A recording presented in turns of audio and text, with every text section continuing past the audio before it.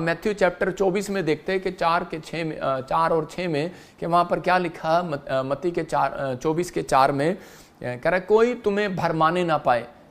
हाँ फिर से पढ़ो। यीशु ने उनको उत्तर दिया, सावधान रहो, कोई तुम्हें भरमाने ना पाए। कह रहा यीशु ने उनको उत्तर दिया, सावधान रहो, कोई तुम्हें भरमाने ना पाए। मैंने क्या कहा, एक भरमाने वाली आत्मा, एक भटकाने वाली आत्मा, उकसाने वाली आत्मा उसको कह सकते हैं। इसका मतलब कि उस समय में आपने देखा होगा 2008 से सुन रहा हूं मैं, 10 से सुन रहा हूं, 12 से सुन रहा हूं, क्योंकि जब से मैंने प्रभु में आया, कहते हैं कि एक मसीह व्यक्ति को यूज कर रहा है और वो कह रहा है कि जी मुझे अलग अलग तरीके से क्रिसिया को यूज कर रहा है और वो कह रहा है अलग अलग से कि मुझे दर्शन आ रहे हैं और उसमें दर्शन आया कि दुनिया खत्म होने वाली है। और इसी में यीशु मसीह ने यहाँ पर लोगों को यही दर्शन देखकर, उनके दर्शनों को देखकर यहाँ पर डांट रहा था। कहता सावधान रहना, भरमाए न जाना, लोग तुम्हें कहेंगे अंत समय आ गया, लड़ाइयाँ हो रही हैं, फलाना हो रहा है, ये हो रहा है, युद्ध पड़ रहे हैं, परमाणु बम गिर रहे हैं। कहता है अभी, कहता है इनकी चर्चा सुनोगे लेकिन अंत नहीं आएगा। आप समझे कि नहीं? तो उसका मतलब कुछ लोग बोलते हैं कि जी मुझे दर्शन आया, मेरा ब्याह दे नाल होना है, तो मैं कह रहा हूँ कि आप भरमाए ना जाएं। आप समझ रहे कि नहीं? मुझे दर्शन आया कि मेरे साथ ये होना है। मैं कह रहा हूँ ऐसी चीज़ें कई बार शैतान जो है लोगों को भरमाता है। और क्यों भरमाता है? कह रहा है जब तक, कह रहा इनकी चीज़ें जब पूरी नहीं होती, जब आपकी ज़रूरतें पूरी नहीं होती, तो वो उसी समय भटकाने वाली आत्मा उस व्यक्ति के पास भेजता है। किसके पास भेजेगा? ज़्यादातर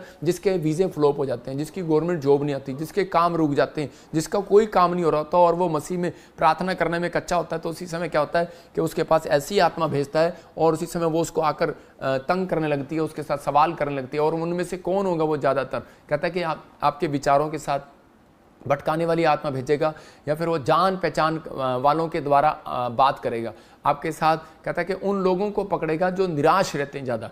कह रहा है कि 2 तरह के लोग भेजेगा आपके पास, कि एक तो बहकाने वाली आत्मा और एक डराने वाली आत्मा, और आपको उकसाने वाली कि तुझे कुछ नहीं मिलेगा, चिंता करेगी, ज़्यादा चिंता करेंगे। हो सकता है आपकी माँ हो, आपका बाप हो, आपका डैडी हो, आपका भाई हो, आपकी बहन हो, आपकी भाभी हो। लेकिन उकसाने वाली आत्माएं जो होती हैं वो किसी को भी इस्तेमाल कर सकती हैं। लेकिन इसलिए परमेश्वर ने कहा कि प्रार्थना करना और अपने आत्मिक जीवन को संभाल कर रखना, ध्यान से रखना। कि कहता है कि प्रार्थना जो है, कहता है आपको आत्मिक जीवन तक ले जा तो सकती है कि आप लड़ सकते हैं, लेकिन आत्मिक जीवन पर कंट्रोल पाने के लिए आपको प्रार्थना करना पड़ेगा कि परमेश्वर के मेरा आत्मिक जीवन जो है, मेरा करैक्टर जो है, परमेश्वर ये खराब ना हो। और ये नहीं कि भाई आपने प्रार्थना कर ली और छोड़ दिया, उस पर जय आपको पानी है। क्योंकि मैंने यही वचन आपको पढ़ के बताया, उसने कहा करा कि अगर तू कृपा और सच्चाई तुझसे अलग ना होने पाए, इसी के 3 में नीति वचन में कृपा और सच्चाई तेरे से अलग ना होने पाए। मतलब परमेश्वर एक आज्ञा बता रहा है, अगर ये कृपा मतलब कि तू दया करना तूने और सच बोलना ना, अगर दया करना और झूठ बोलना, मतलब कि दया करना हमेशा, और अगर तूने झूठ बोलना छोड़ दिया और सच्चाई के साथ चला, दया किया, तो कहता है परमेश्वर मैं तेरे को एक ऐसा आशीर्वाद दूंगा, कहता है तू सबसे ज्यादा बुद्धिमान होगा, सबसे ज्यादा पैसा होगा तेरे पास, सबसे ज्यादा ब्लेसिंग होगी, सबसे ज्यादा लंबी आयु होगी, तेरी हड्डियां हष्ट पुष्ट रहेंगी। आगे पढ़ते चले जाओ, आशीर्वाद ही आशीर्वाद है। कहता है लेकिन पहले मेरी बात को मान। टारगेट आपको दिया परमेश्वर ने। आप नहीं कह सकते परमेश्वर को, परमेश्वर मेरी बीड़ी पीना छुड़वा दे, मेरे को जो है मेरी जो गंदी आदत है, मेरे बैड ड्रीम आते हैं, मुझे परमेश्वर बार बार ऐसे ख्याल आते हैं गंदे, उसको डांटना आपका काम है। यीशु मसीह ने उठा और उस तूफान को डांटा। जो आपकी जिंदगी में तूफान चल रहा है उसको प्रार्थना में आपको डांटना और हटना उस स्थान से, कंट्रोल करना अपने आप को। जब आप कंट्रोल करते हैं तो परमेश्वर का आत्मा कह रहा है, कहता है कि मैंने तो एक टारगेट रखा है।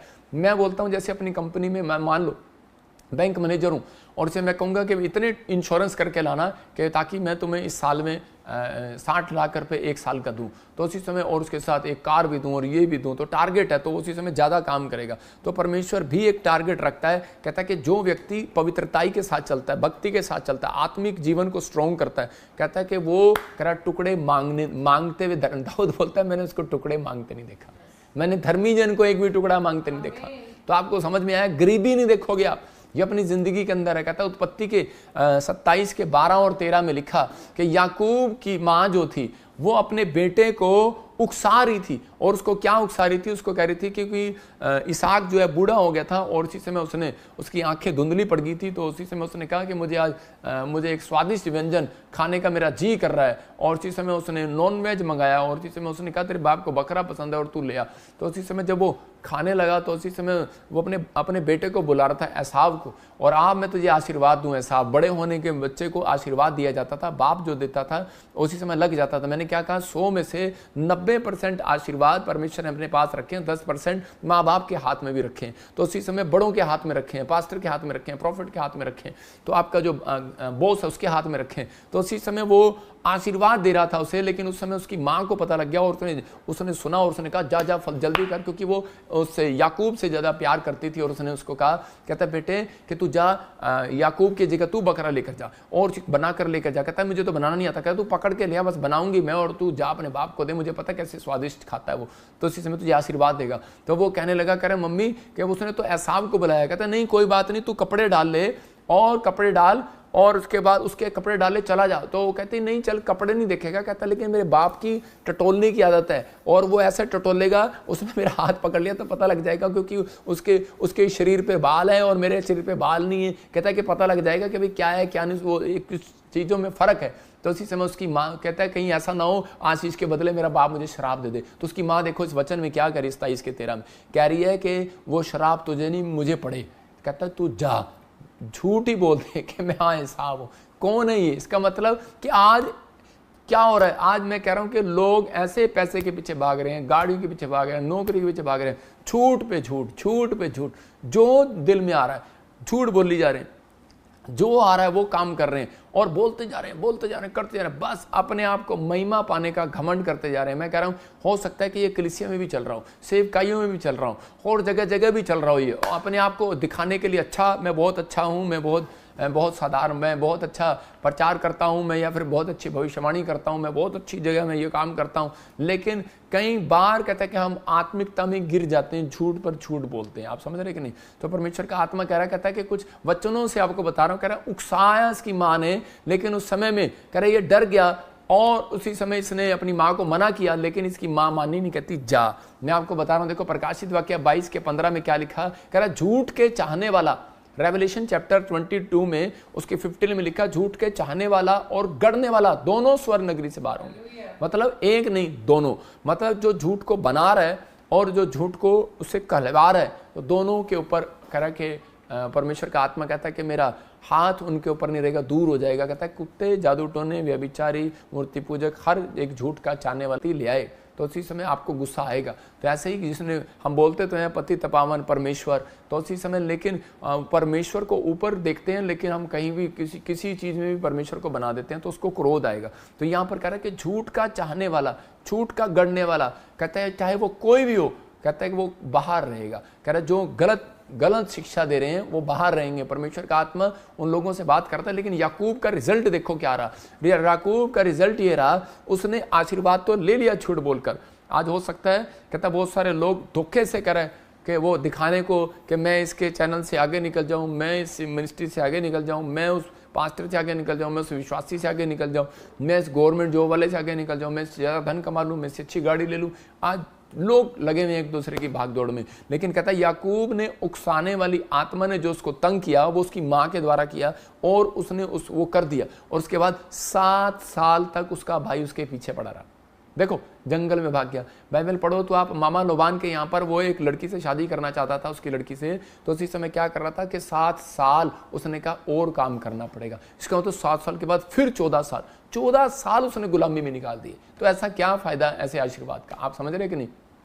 तो लेकिन हो सकता था कि वो आशीर्वाद उसको पहले भी मिल सकता था, लेकिन कुछ लोग गलतियों के कारण, आज्ञा ना मानने के कारण, मूसा के साथ जब वो इजरायली चल रहे थे, वो जंगल सिर्फ जो है वो 11 किलोमीटर दूर था, और वो सिर्फ जो है वो मैं कह रहा हूँ कि वो 40 साल का सफ़र वो 40 दिन में भी तय हो सकता था, 40 घंटे में भी तय हो सकता था। लेकिन वो इतनी लंबा सफ़र कैसे हो गया?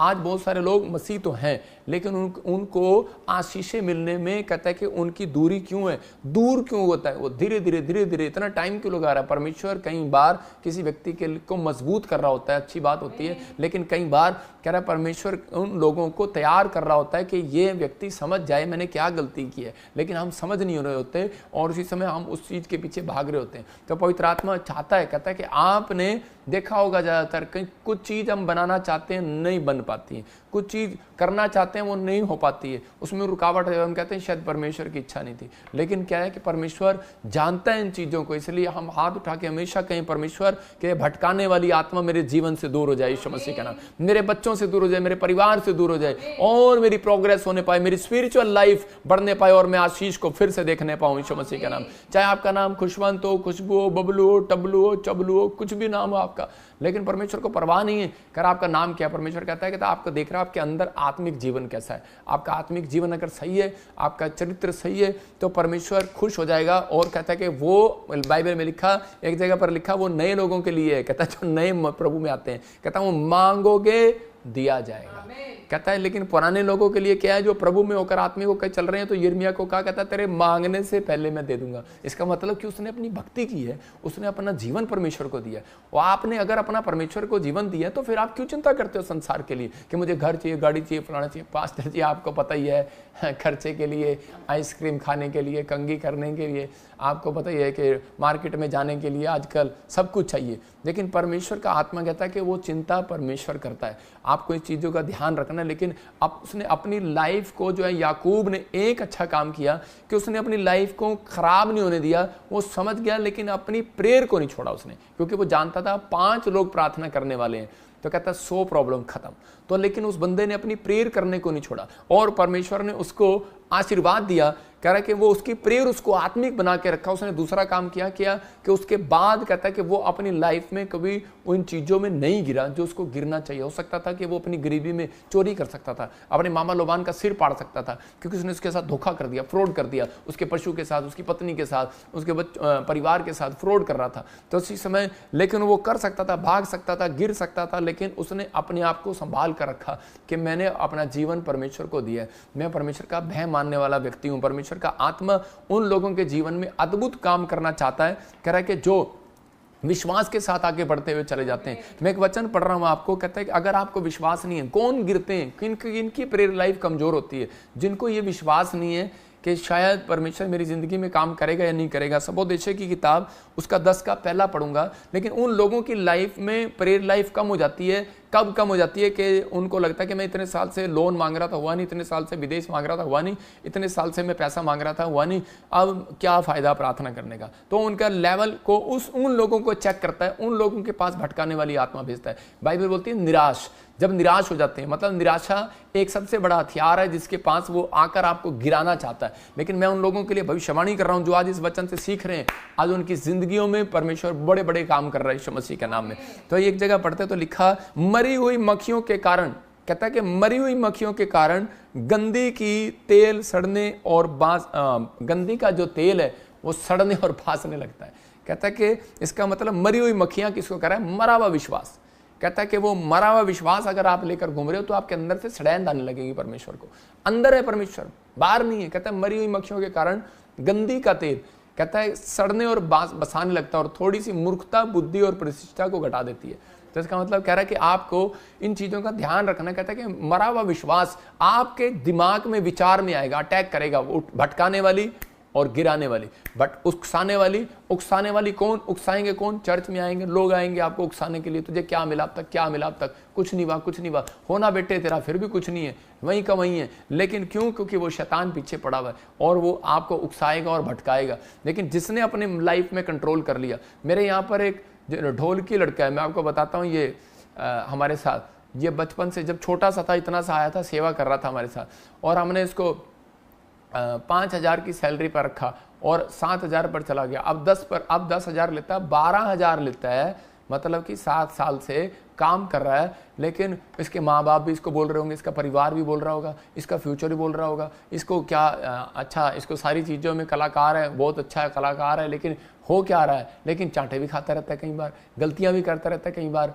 लेकिन क्या होता है, हो सकता था, भाग सकता था, कर सकता था, लेकिन इसको अपने अंदर एक कॉन्फिडेंस हो गया कि नहीं, मैंने अपने अंदर के विश्वास को, अपनी मक्खियों को मरने नहीं देना, समझ रहे कि नहीं? मरी हुई मक्खियां लेकर घूम रहे हो। मैं कह रहा हूं बहुत सारी मक्खियां आपके अंदर होनी चाहिए, बहुत सारा विश्वास आपके अंदर होना चाहिए। बहुत सारी मक्खियां जो होती हैं अगर मर भी जाए ना तो भी उस छत्ते में से शहद निकलता है। आप समझ रहे कि नहीं? तो इसका लेकिन यहाँ पर तो सड़ैंद आ रही है। तो यहाँ वो कह रहा है कि आपके बहुत सारी मरी हुई मक्खियों में कहता है कि कह रहा वैसा विश्वास ना रखो, कहता आपके अंदर विश्वास होना चाहिए कि परमेश्वर एक दिन मुझे बहुत कुछ बनाएगा। अपने विचारों को आपको खुद कंट्रोल करना है। वो उकसाने वाली आत्मा आपके विचारों से बात कर सकती है, तुझे क्या मिला, क्या बना, क्या होगा, कुछ नहीं हुआ तेरा। आपको कहना है परमेश्वर पर मुझे आशा, मेरी आशा ना टूटेगी। मैंने अभी वचन पढ़ के बताया ना आपको, कह रहा है कि 23 के 18 में लिखा अंत में फल मिलेगा और तेरी आशा ना टूटेगी। एक बात याद रखना, परमेश्वर कभी बिना चेक किए किसी व्यक्ति को आशीष नहीं देता। भाई सबको जय मसीह की। मैं जतिन बब्बर और आप देख रहे हैं मसीह परिवार चैनल। जैसे कि आप सब जानते हैं कि मैं इस चैनल पे प्रभु के अलग अलग दासों की वीडियोस डालता हूं, तो अगर आपको हमारा चैनल अच्छा लगता है तो आप इस चैनल को ज़्यादा से ज़्यादा सब्सक्राइब जरूर करें, ताकि आप प्रभु के वचन को सुन सके। वीडियोस को ज़्यादा से ज़्यादा शेयर करें ताकि जिन लोगों तक वचन नहीं पहुंचा उन तक वचन पहुंच सके। सबको जय मसीह की। एक बार मैं आपसे दोबारा कहूँगा कि इस चैनल को सब्सक्राइब जरूर करें और वीडियोस को ज़्यादा से ज़्यादा शेयर करें। जय मसीह की।